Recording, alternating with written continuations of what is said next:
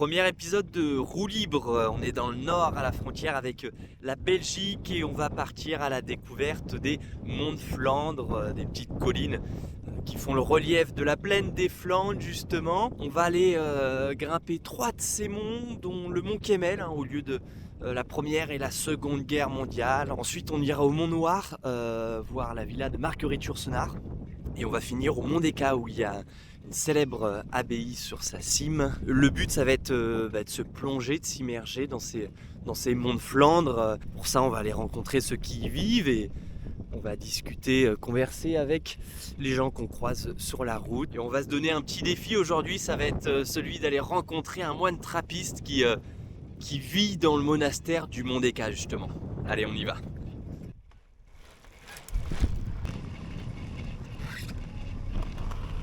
Bonjour. C'est le mont Kemmel par ici, c'est ça? Ok. Ah, you don't speak French? Kemmelberg? Camelberg. Ok. Super. Dankeschön. Hallo. Ça c'est le mont Kemmel. Mont Kemmel. Ok. Là c'est le mont Rouge. Jusque là. Et là commence le mont Noir. Et on après le mont des Quatre. Vous êtes des Flandres? Moi j'habite là. Mont Rouge. Ici, la maison là. Avec les vignes. Dites-moi si je zoome bien, celle-là? La première maison, ici, Ok. dans cette direction. Ok. Comment il s'appelle le chien? Roxy. Roxy. Là on est en Belgique. Ici. C'est la... Si vous êtes en Belgique, sur 100 mètres, vous êtes en France. 100 mètres plus loin, c'est la France. Oui. Ça, c'est une petite région en Belgique où on fait du vin. Vous savez ça? Ah non. Ben, moi, je suis vigneron là.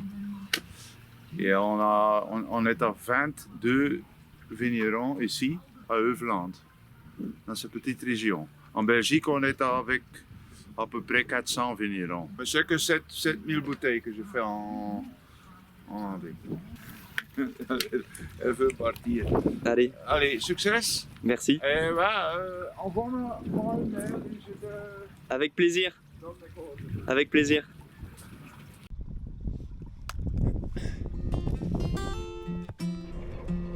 Il y avait un estaminet là. Il était sympathique ce Peter. Et Peter m'a invité, ou plutôt je me suis un peu invité, à visiter son vignoble. Voilà.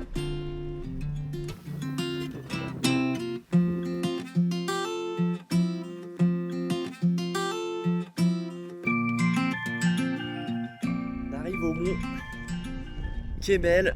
Donc là c'est un des points forts de la course, la classique Gand Wevelgem. Certains disent que c'est le juge de paix de cette course. Bonjour. C'est vraiment hyper calme.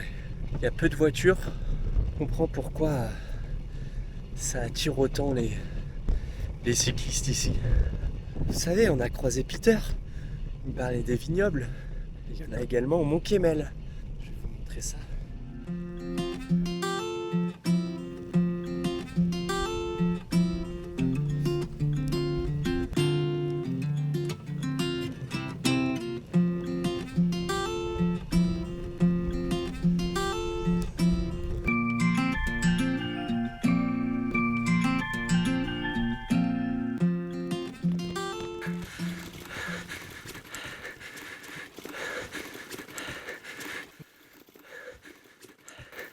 Comme dirait Albert Land, ça se fait à la force des jarrets, ça.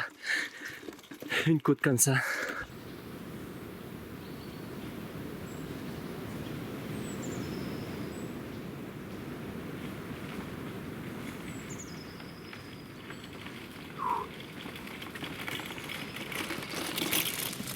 Donc voilà, on arrive là tout en haut du mont Kemmel, 154 mètres d'altitude. Et il y a un monument avec un ange.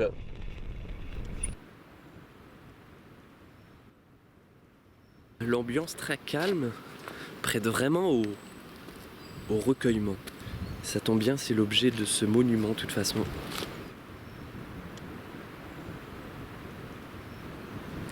Donc au lieu de la première et de la seconde guerre mondiale de Kemmelberg, parce qu'en gros ça donnait sur tous les monts de Flandre, donc c'est un lieu stratégique ici. Ça a été pris par les Allemands et repris par les Français. Bref, je vais vous lire le témoignage d'un soldat anglais, donc allié, qui raconte la bataille terrible du 25 avril 1918. À notre arrivée le 16 avril 1918, le mont Kemmel était un lieu charmant, très boisé, joyeusement couvert de fleurs, qui ressemblait dans l'ensemble à Clifton Grove au mois de mai. Lorsque nous l'avons quitté, c'était une masse tourmentée de terre brune aux arbres fracassés et à l'air pollué. Plus de 5000 soldats qui sont morts. Ils ont réussi à identifier seulement 6 corps qui vont se trouver dans ce cimetière, dans cette ossuaire. Visiblement, il y a leur nom d'inscrit, donc on va aller voir.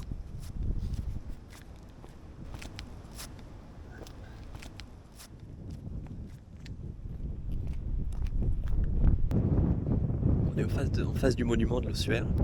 Il y a 5294 militaires français qui sont morts ici, à Kemmel. C'est 2 fois la taille de mon village, Montsûrs, en Mayenne.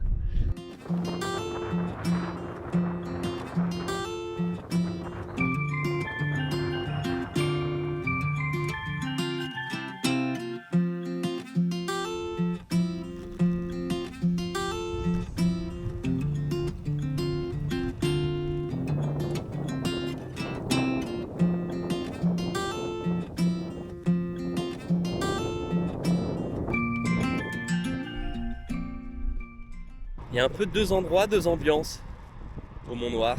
D'un côté, lieu très touristique, infrastructure touristique de partout. Et de l'autre, la villa de Marguerite Yourcenar, lieu de résidence d'écrivains, très coté.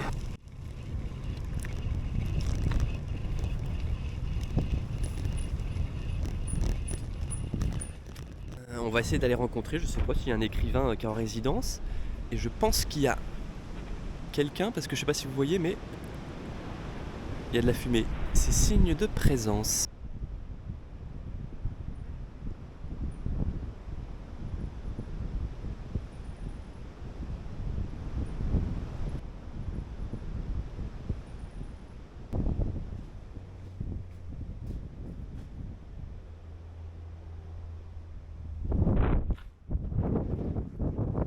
On va voir si on peut visiter, si on peut rentrer.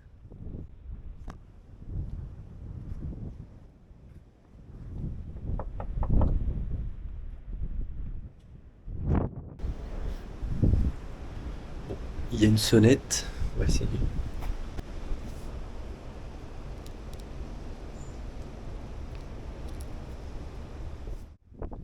Je vois qu'elle est plus trop d'actualité cette sonnette.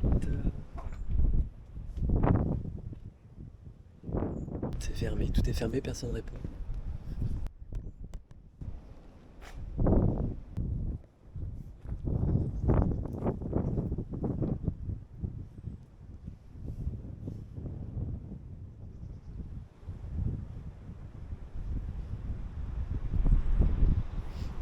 C'est paisible. En fait, j'ai croisé une dame qui m'a indiqué que les écrivains n'étaient pas en résidence dans la villa principale, mais dans une annexe qui est juste ici. En contrebas. On va peut-être essayer d'aller les voir, je ne sais pas si on va les déranger ou pas.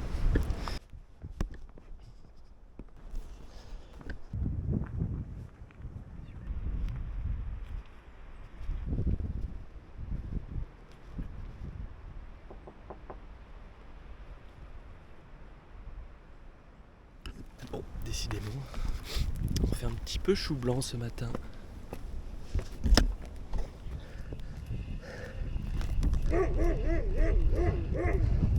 On dirige vers le Mont des Cales, le temps a changé du tout au tout.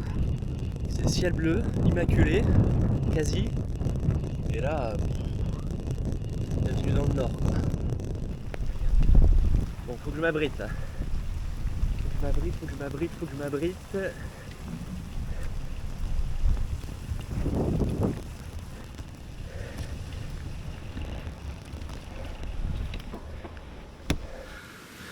On va laisser passer la pluie. Ah, et on est en face du chemin de l'abbaye. Donc on est sur la bonne voie.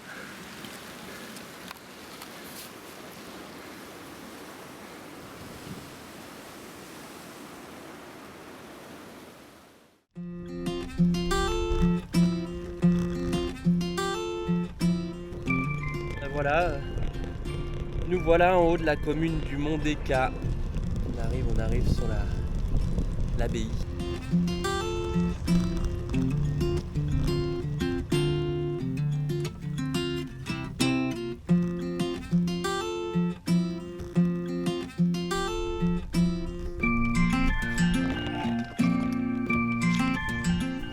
Et bien nous voilà arrivés au Mont-des-Cats, tout en haut, près de l'abbaye.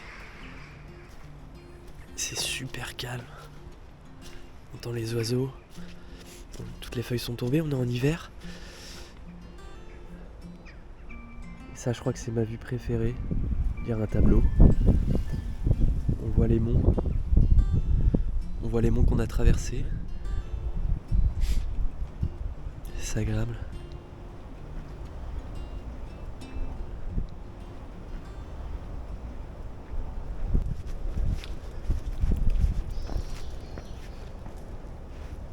Bonjour monsieur. Vous venez souvent? Vous roulez? Flamand. Flamand, vous êtes flamand. Oui, belge. Ok. Vous venez d'où? Poppenhuis. Et d'où? Moi je suis lillois. J'ai 70 km avec. 70 000 km. Avec ce vélo? Oui. 70 000. On peut faire le tour du monde? 60.000. Ja, plus. Plus. Plus, oui. Oui, oui. C'est marrant ce petit cadenas. Oui. C'est solide. Ah ouais, Mhm. c'est pratique, c'est léger. Oui, oui. Oh, super. Vous allez faire un tour dans l'abbaye, dans l'église? Oui. À chaque fois que vous venez, vous allez à l'église? Non, non, Non? non. 2-3 fois par année. Par année? Oui. Là, c'est la première fois cette année en 2023. Oui, oui, oui. Vous êtes croyant, vous? Un petit peu, oui. Ouais. Je suis tout seul. J'ai perdu ma femme il y a déjà 4 ans. D'accord. Oui. Et donc depuis, c'est important de venir ici aussi? Ah oui, voilà. C'est pas passer le temps là. Oui. Ouais. Vous êtes seul? Vous vivez Oui, oui. seul? Oui. Et vous avez vécu combien de temps avec votre femme? 44 ans. 44 ans. 4 ans, oui. Vous avez fait toute votre vie avec? Oui, oui. Quand on se retrouve tout seul, ça fait quoi? 44 ans Oui. de vie? Oui. Et comment on arrive à continuer, de continuer de vivre et de s'amuser, de Ah, profiter tout seul? C'est difficile, hein? Pour recommencer la vie. Oui. C'est un grand changement, tout seul. J'ai 2 enfants, 2 fils. Oui. Mais il habite en Bruges et en Anvers, loin d'ici. Ils viennent vous voir? Ils viennent vous voir? Oui, oui, oui, oui. Donc il y a les fils, il y a les enfants, Oui. il y a les amis aussi, j'imagine. Euh, C'est important? Les amis, moi? Ouais. Oui, Ah oui, oui, oui, beaucoup, beaucoup des amis. quand on est... Mais en vélo, j'aime tout seul, le vélo, pour moi. Moi- Tout seul. Moi aussi. Moi aussi. Aussi? Moi aussi. Donc là, retour à Poperinge. Oui. D'abord le Mont Noir et Camille. Et à Poperinge. Presque 1 heure. Allez. Ouais. Ouais, merci pour Bon, merci. Pour le moment. bonne chance. Ouais. Merci. Allez, bonne route, hein. Ciao, merci, au revoir.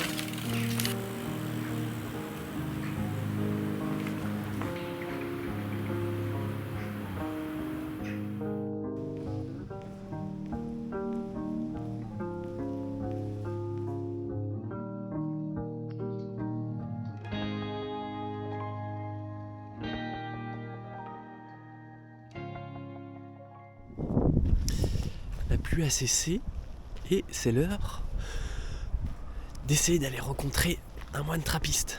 On y va.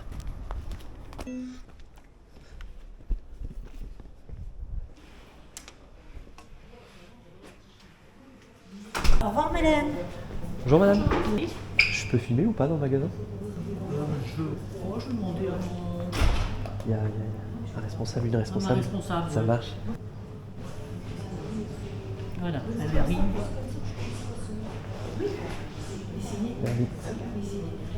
On peut voir ça comme ça. Bonjour, je suis voyageur à vélo et je fais des vidéos. Est-ce que c'est possible de filmer dans votre magasin? Avec plaisir. Bah, super. Voilà. Et je peux savoir? J'imagine donc c'est les moines trappistes Qui fabrique le fromage. qui font ce fromage. Ouais.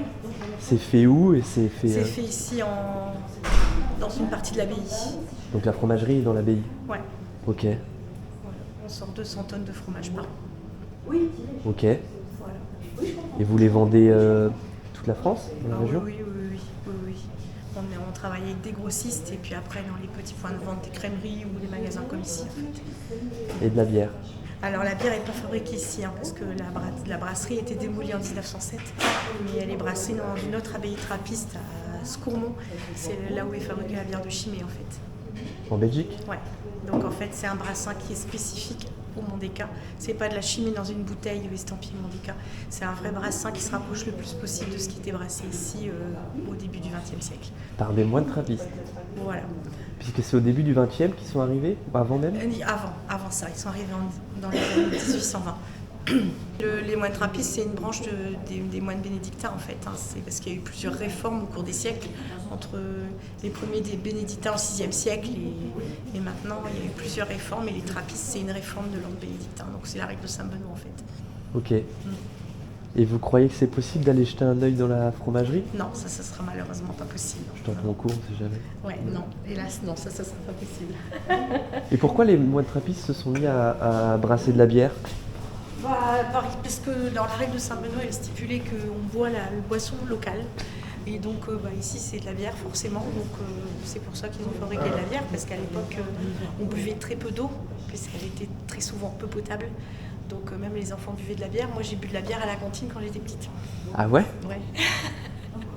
Incroyable, bah oui, ce serait Ouais. un peu mal vu Voilà. maintenant. Donc, Super. Vous croyez que je pourrais rencontrer un moine?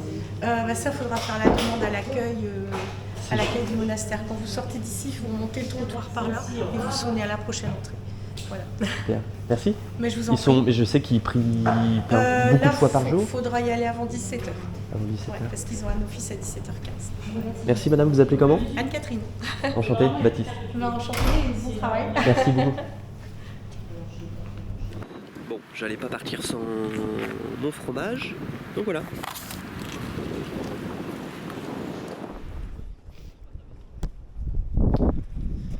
Bon, on va aller frapper au monastère, voir s'il y a un moine qui peut nous recevoir.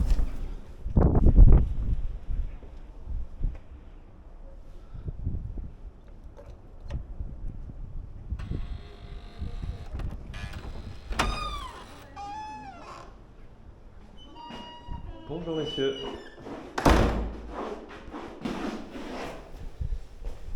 Je suis voyageur à vélo et reporter et je voulais savoir s'il était possible de rencontrer un moine. Ouais, je prends un rendez-vous. Ah ouais? Comme ça, au débeauté. Comment? Instantanément, là, Ouais. ça, faut appeler le perçu. Le père Sup? Le supérieur, oui, mais voilà. Il s'appelle comment? Père Bernard Marie. Ok. Et vous êtes? Moi, je suis un salarié. Moi, je m'occupe Ok. de la direction générale des affaires économiques du Mondéka. Donc la fromagerie, le magasin, le foncier. Je suis désolé, il faudrait prendre un rendez-vous. Je ne peux pas parce que. Il n'est pas disponible? Il y a une retraite. Ouais, en fait, il y a une. En plus, c'est dans la retraite. Ouais, les moines sont en retraite cette semaine, donc ils ont il y a un père émérite, le père abbé de l'abbaye de Chimay qui est là, qui prêche une retraite. Le seul, c'est Frère Patrick. Hein. Je suis désolé. Vous pouvez éventuellement voir s'il veut bien prendre une photo après. Pour info, Dites-moi. parce qu'évidemment il est très humble, comme tous les frères. Ouais. Frère Patrick, c'est lui qui fabrique un quart des fromages du Mondéka. C'est vrai? Depuis 25 ou 30 ans. Donc il faudra prendre rendez-vous avec. Et avec vous, vous êtes là pour échanger un petit peu?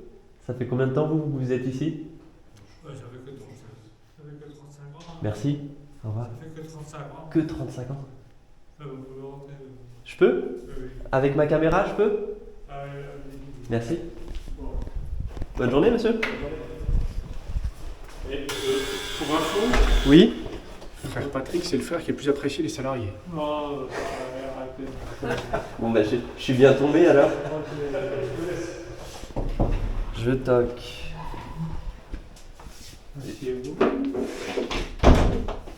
Super. Je vais poser. Moi c'est Baptiste du coup, enchanté. Donc, non, parce que on est en retraite depuis normalement, on prend rendez-vous pour. J'imagine. Mais je m'invite un peu, j'avoue. Je peux m'asseoir là? Oui. Dans 3 quarts d'heure, il y a quelqu'un qui va venir remplacer dans une demi-heure. Ok. Vous c'est quoi votre travail Donc moi je fabrique le fromage, je fais un peu de bibliothèque et puis je suis réfectorié. Mais ça fait 35 ans que je fabrique, 30 ans que je fabrique du fromage. En 35 ans la recette a changé? Un peu, mais fondamentalement c'est toujours pareil, quoi. 35 ans, on s'ennuie pas ici en 35 ans? Ah ben, apparemment, on pourrait croire, apparemment, mais comme on dit, il ne faut pas suivre l'apparence. C'est vrai. Ah bah, ouais, ça n'a pas été simple tous les jours. Hein. Donc, comme aujourd'hui, c'est pas facile non plus tous les jours. Mais bon, il faut persévérer, il faut s'accrocher. Vous parlez d'un point de vue personnel ou d'un point de vue de l'abbaye? Je pense que c'est vrai pour tout le monde. Tout le monde va parler un peu de terre. Vas-y. Abbaye de Mondécar.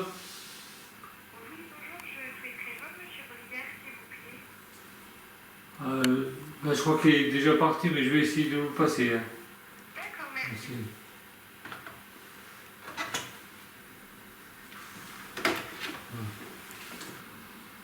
Vous disiez il y a des hauts et des bas, mais on essaye de faire aller.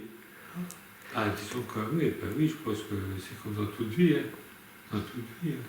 Mais ici on se dit, ah mais peut-être que vous avez le secret du bonheur. Le secret, je crois qu'il n'y a pas.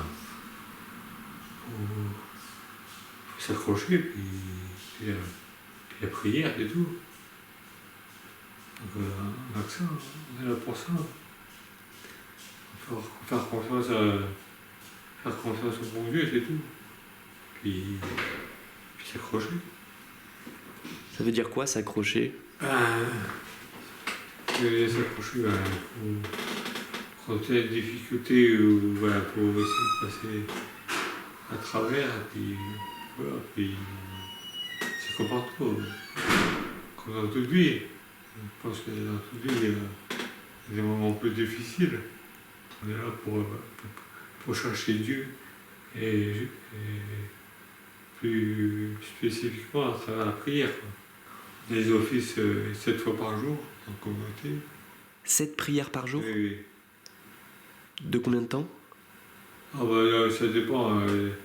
Donc on commence à 4h du matin. Ah oui. Jusqu'à le dernier office, c'est à 20h. Notre vie est faite par la prière. Vous connaissez un chanteur qui s'appelle Orelsan? Ah, oui. Je peux vous lire une phrase de lui Oui.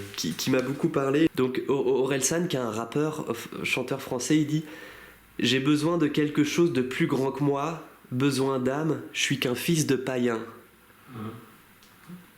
Il reconnaît peut-être qu'il y a un plus grand que nous. Un plus grand que nous, c'est-à-dire, pour nous, c'est le bon Dieu, c'est tout. C'est tout. Ah oui, c'est lui qui nous donne la vie. Qu'est-ce qui emmène les gens ici à devenir prêtres, à devenir frères, à devenir moines? L'appel de Dieu. Mais ça veut dire quoi l'appel de Dieu? C'est dire que c'est une révélation? Oui, non, mais c'est intime, c'est comment dire, voilà, une rencontre ou un choc, je sais pas quoi, quelque chose qui déclenche, qui fait que tu sens intérieurement que voilà, bon Dieu t'appelle à telle ou telle vie, quoi. Un jour, j'ai rencontré un type qui m'a raconté un peu son histoire.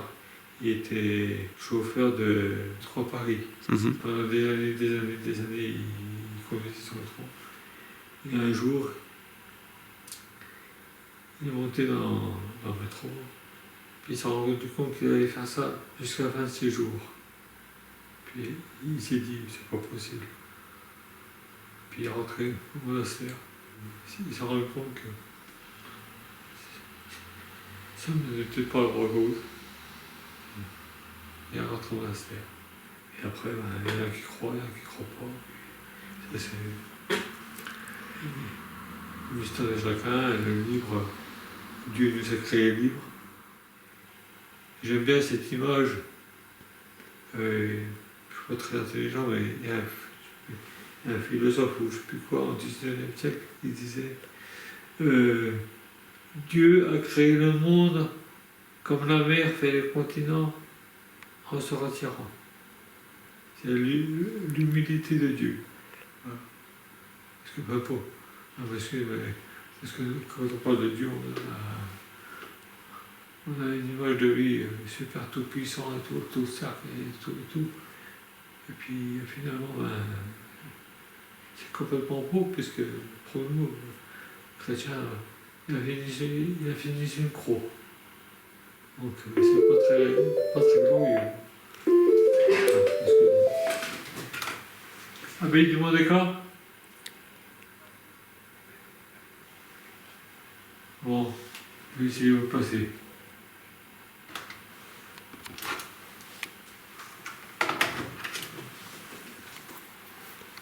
Donc, Voilà ce que je pouvais vous dire.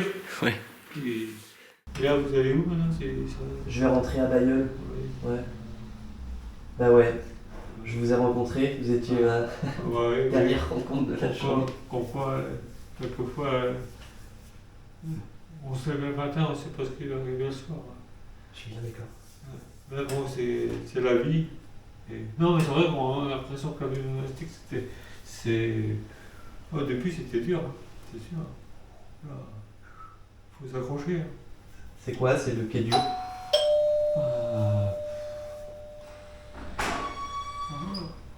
Le plus dur pour moi était la liberté. On croit que la liberté, c'est faire ce qu'on veut quand on veut et tout. Ouais. Puis la plus grosse chose, le plus important, ce que j'ai compris ici, c'est que je pense qu'on est aussi libre ici que dans le monde.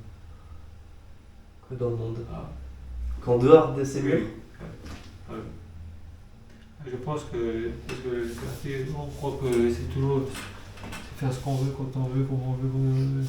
En fait, c'est peut-être pas ça la liberté. La liberté, je trouve ça très beau, c'est faire de plein cœur ce qu'on sait être le meilleur. Faire de plein cœur. Ce qu'on sait être le meilleur. Donc ça peut être une toute petite chose, oui. Mais la faire à fond. Oui. Puis. Je crois que, personnellement, je crois que je suis aussi dépressif que si j'étais dans le monde. Je vous demande pardon. Oui, allez-y. Ah, pardon. S'il vous plaît. Merci. Merci. Bonne fin d'après-midi.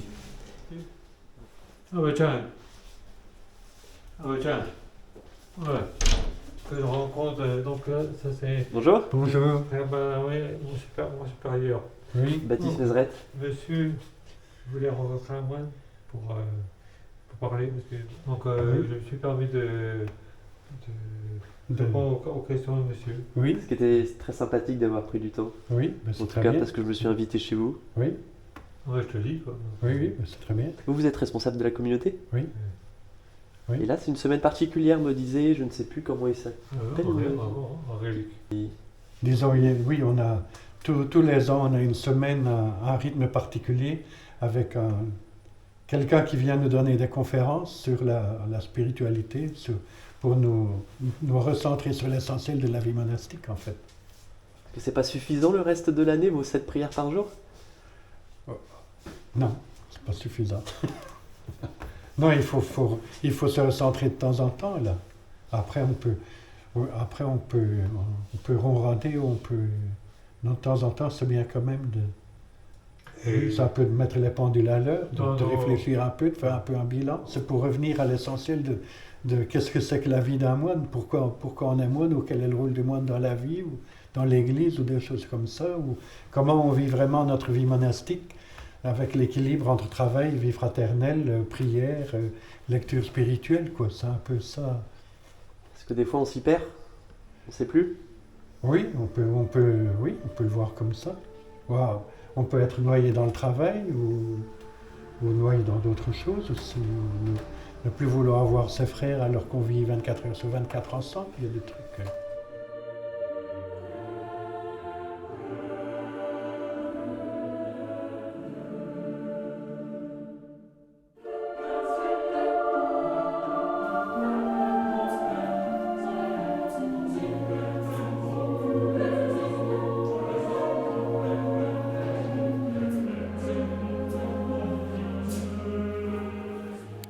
Si on est à l'hôtellerie, avec les bureaux, mais à nos étages, on a des chambres où les gens peuvent venir vivre avec nous et prier avec nous. Donc l'église est ouverte aussi pour les gens qui veulent venir prier avec nous.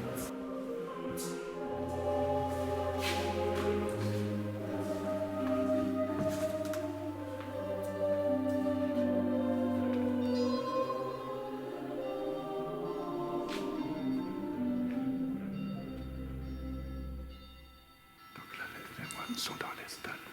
Il y a déjà un moine là-bas. Et puis les gens qui viennent prier avec nous sont par derrière dans l'église.